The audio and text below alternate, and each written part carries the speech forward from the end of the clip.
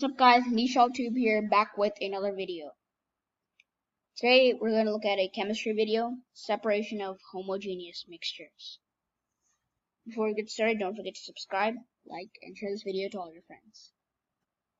So, starting off, what is a mixture? A mixture is comprised of more than one type of pure form of matter. In other words, a mixture is comprised of two or more substances. So there's two main types of mixtures: homogeneous mixtures and heterogeneous mixtures. So I've provided examples below, and I think these examples really speak for themselves in terms of the differences between homogeneous and heterogeneous mixtures. So on the left we have a homogeneous mixture, which is lemonade. So it's clear that this is a mixture because it's comprised of more than one pure form of matter. In this case, the pure forms of matter are liquid, the water, and the solid, sugar, and the lemon. Or also food coloring if you wish. So, the thing about homogeneous mixtures, what does homo mean? It means one, single, united. It looks the same throughout. So in a homogeneous mixture, it may appear that it looks like one single form of matter, but in reality, it consists of several different forms of matter. Pure forms of matter, that is. So homogeneous, it looks the same throughout, maintains unity in composition. Heterogeneous mixture, we have an example here of a Chipotle burrito bowl. So this is an example of a heterogeneous mixture. It's also really tasty. And the thing about a heterogeneous mixture is the different components are clearly visible and they can easily be separated. So we can see the different components right here. We can see the guacamole, the tomatillo, the beans, the chicken, the salsa, the rice, etc. Whereas if no one told you this was lemonade, you probably wouldn't know. So that's the main difference. Homogeneous, it looks the same throughout. Heterogeneous, the different components are clearly visible. So separating a heterogeneous mixture is rather easy. We can use everyday methods such as hand picking, sieving, filtration, etc. So if we have this bowl of Chex Mix here, we can easily separate just by hand picking the pretzel, the breadsticks, and actual Chex. So that's how you separate heterogeneous mixtures. Now on the other hand, separation of homogeneous mixtures is a lot more complicated. Much more complicated, as the different components are not visible. So you can't just reach into a glass of lemonade and start picking out the sugar, right? It's well dissolved, so it's impossible to pick it out with your hand. So the main methods of separation used to separate or distinguish the different components of homogeneous mixtures are evaporation, centrifugation, chromatography, sublimation, distillation, and the use of a stopcock. And in this video, we're only going to be covering evaporation, centrifugation, chromatography, sublimation, and use of a stopcock. Distillation is for the next video. So, evaporation. The best application of this would be separating salt from salt water. So, you all know what evaporation is. Once you heat water, it transforms into water vapor. So, it's a state change of matter from liquid to gas. So, evaporation is a direct state change from liquid to gas, and that's a direct state change of matter. States of matter are solid, liquid, and gas, right? So the procedure: dissolve a proportionate amount of salt into a given amount of water. In other words, create a solution of salt water, or create a homogeneous mixture of salt water. Get some water, get some salt, dissolve the salt into the water. Next, place the beaker onto a Bunsen burner or a stove of your choice, and once you start heating, the water will gradually evaporate once it hits its boiling point, which is 100 degrees Celsius. But the salt doesn't have a boiling point, so it'll stay in the beaker and remain as residue. So here we've successfully separated salt from salt water. This could be used from separating sugar to sugar water or anything.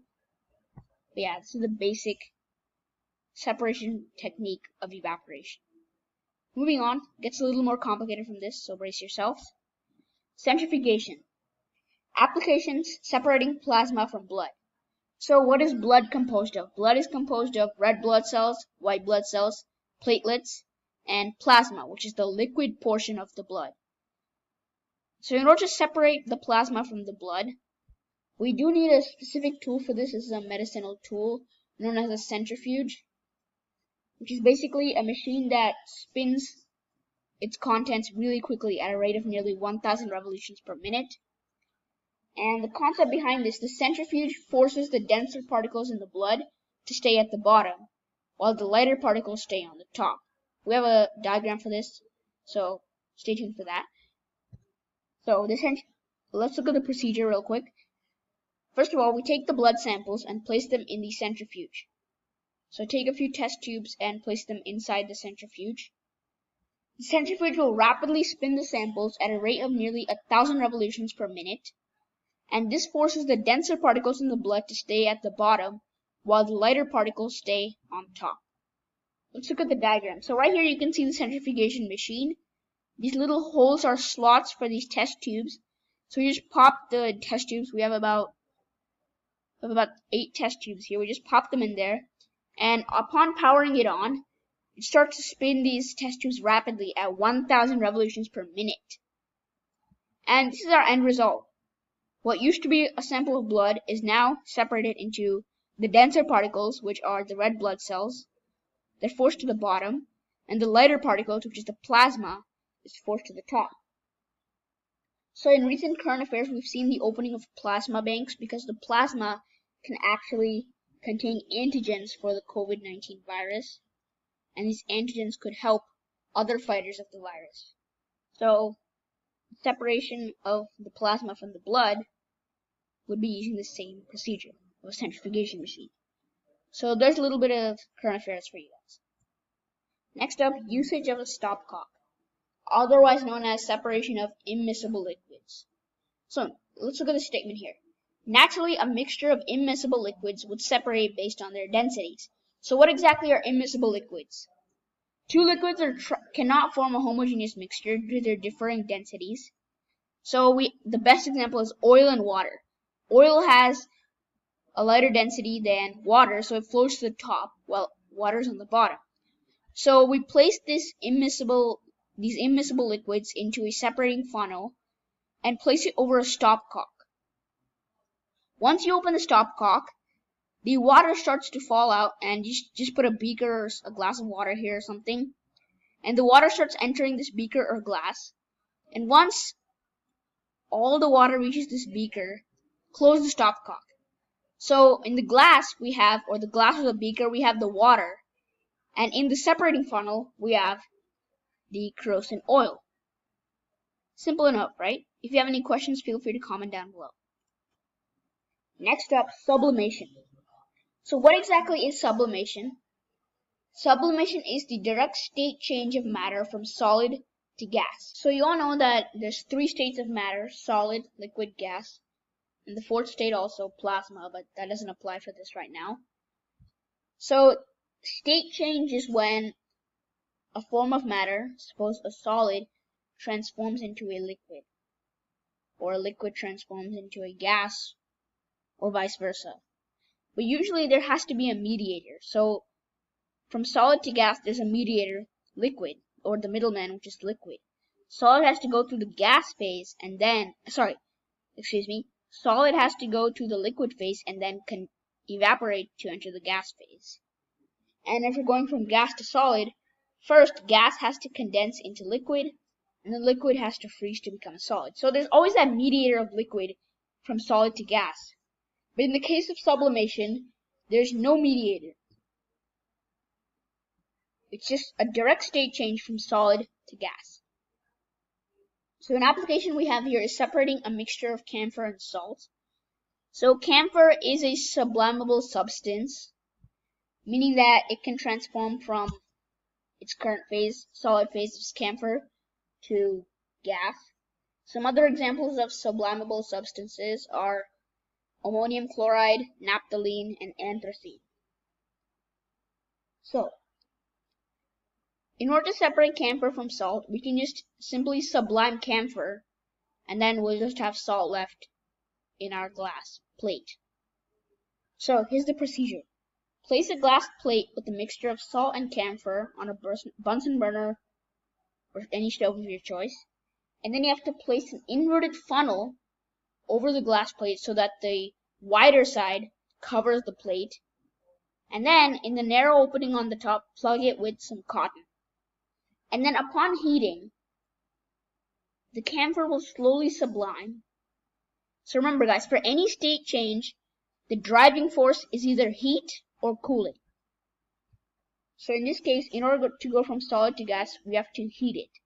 So the camphor will sublime, it'll turn into a gas, and then it'll also cool down and solidify on the edges of the narrow part of the funnel. So let's take a look at the diagram for this.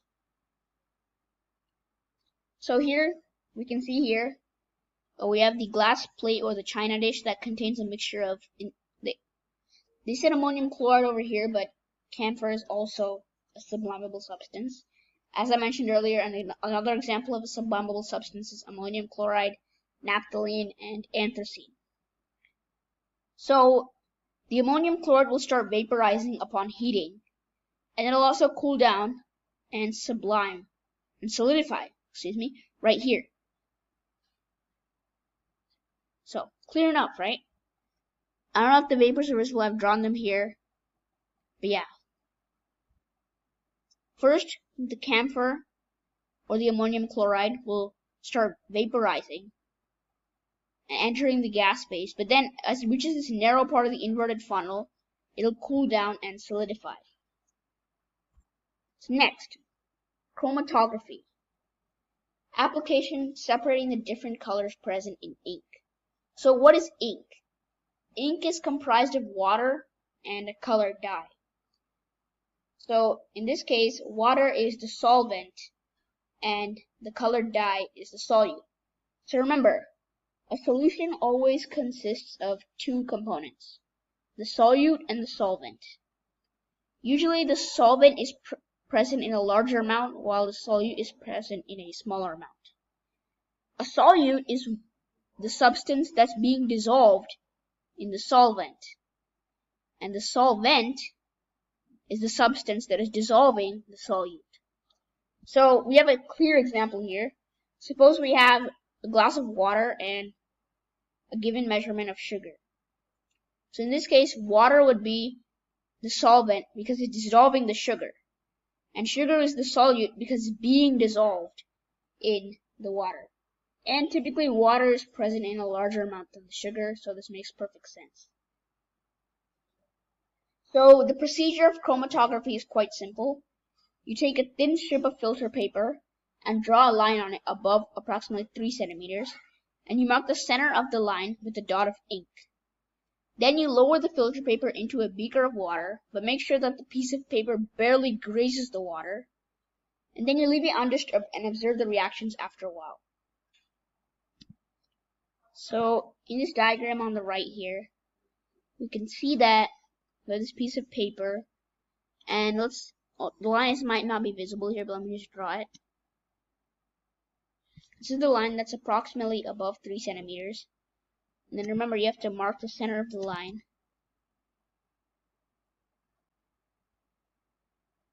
Let's just mark that spot of ink right here.